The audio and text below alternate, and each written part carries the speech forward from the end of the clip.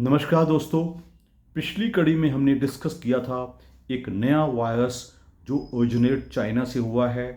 India में भी कुछ केसेस हो चुके हैं। एक डर सा बना हुआ है कि ये दोबारा से वो कोरोना या कोविड-19 का रूप तो नहीं ले लेगा।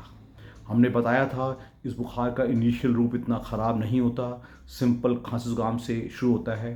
तो आम लोग पूछते हैं, डॉक्टर साहब ये एक ह्यूमन मेटान्यूमो वायरस केस में और एक सिंपल इन्फ्लुएंज़ा या फ्लू के केस में, जैसा कि नॉर्दर्न इंडिया में अक्सर होता रहता है, दिल्ली एनसीआर में अक्सर हज़ारों लोगों को होता है, इसमें फ़र्क क्या है, हम कैसे पता चलाएं? इसका जवाब मेरा एक ही है।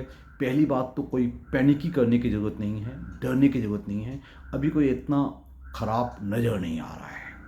दूसरा, अगर आप एबल बॉडीड हैं तो आपको, यानी कि आप फिट फाट हैं, आपको कोई बीमारी नहीं है, तो आप अपना प्रिकॉशंस लीजिएगा, कोई चिंता की बात नहीं है।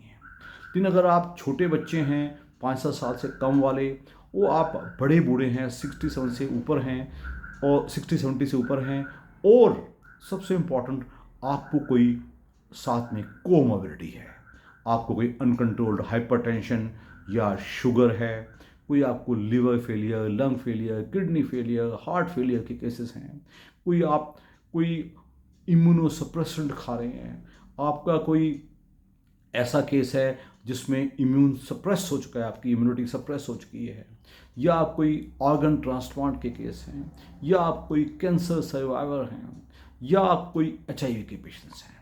ये ब्रॉडली कुछ कैटेगरीज हैं जिसको कि हम वल्नरेबल ग्रुप कहते हैं।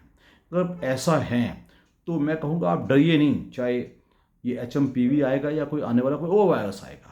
लेकिन कुछ कोविड-19 की प्रोटोकॉल्स थी जो हमने बड़े दर्द से और बड़ी तकलीफ से सीखी थी, वो प्रोटोकॉल फॉलो करना शुरू कर दीजिएगा। जो सबसे इम्पॉर्टेंट है, घर से बाहर निकलिए तो हर हालत पे N95 मास्क पहन के निकलिएगा। भीड़ भाड़ में मत जाइएगा। हमारे देश में कुंभ आने वाला है, 50-40 हज़ार करोड़ लोग इकट्ठे होंगे। इलेक्शंस हैं दिल्ली में, अदरवाइज भी मीटिंग्स हो हमारे यहाँ, मार्केट्स में, मंडियों में अक्सर खुला देखा जाता है कि बहुत ज़्यादा भीड़ भाड़ हो जाती है। और प्लस कोशिश कीजिएगा अपने इम्यूनिटी स्ट्रांग रखिएगा, अपना खान पीन को अच्छा पौष्टिक आहार दीजिएगा, और extremely important, hand hygiene.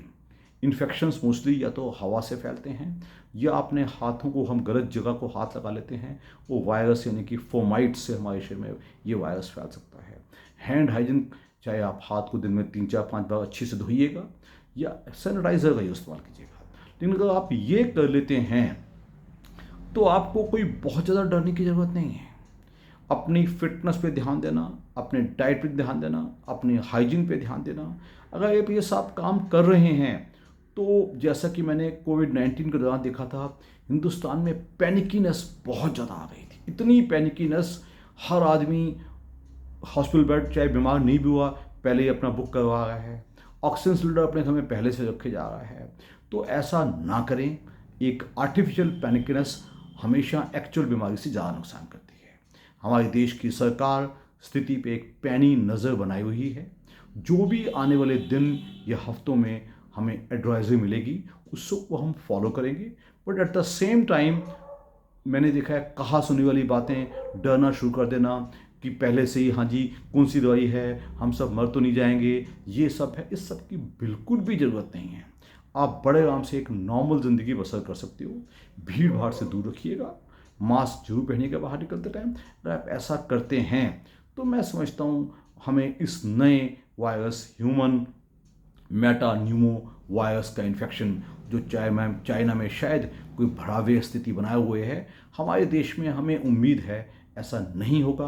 Plus जो लोग बड़े बूढ़े हैं या वल्नरेबल ग्रुप के हैं, वो इन्फ्लुएंज़ा की या न्यूमोकोकस की वैक्सीन जो हमारे देश में अवेलेबल है वो अवश्य लगवाएं। तो हम उम्मीद करते हैं कि हम सब स्वस्थ रहेंगे।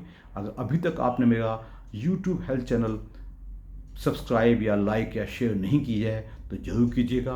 बेल आइकन ज़रूर दबाइएगा ताकि मैं आने वाले समय में आपको वो अपने बारे में, आपको आपका मन स्ट्रॉन्ग करने में, आपकी जानकारी स्ट्रॉन्ग करने में, ताकि आप अपनी और अपने परिवार की थोड़ी मदद कर पाएँ, उसमें मदद मिलेगी। Thank you.